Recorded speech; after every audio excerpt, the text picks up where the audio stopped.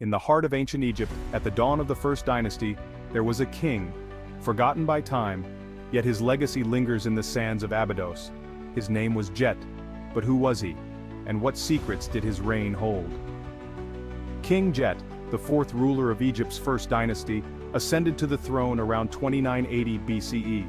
For almost a decade, he reigned over the newly united Upper and Lower Egypt. His time on the throne was short, just 9 years, but it was marked by strength and continuity as Egypt entered a period of growth and stability. In 1898, archaeologists uncovered the remains of his grand burial site at Abydos. Among the treasures and relics lay something truly unusual: the ancient symbol of a cobra.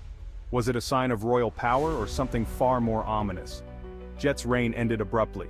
The exact cause of his death remains a mystery. Some suggest illness, while others whisper of more sinister possibilities: assassination, or perhaps even a curse. The young king's life was cut short, leaving Egypt in the hands of his wife, Queen Mernith.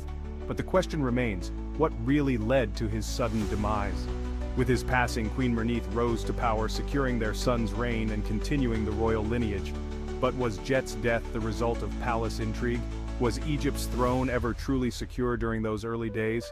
The answers may be closer than you think. Hit that like button, share and subscribe to discover the untold stories of Egypt's most enigmatic rulers. The journey has only just begun. King Djet. The mystery continues. What do you think happened? Leave a comment below. Until next time.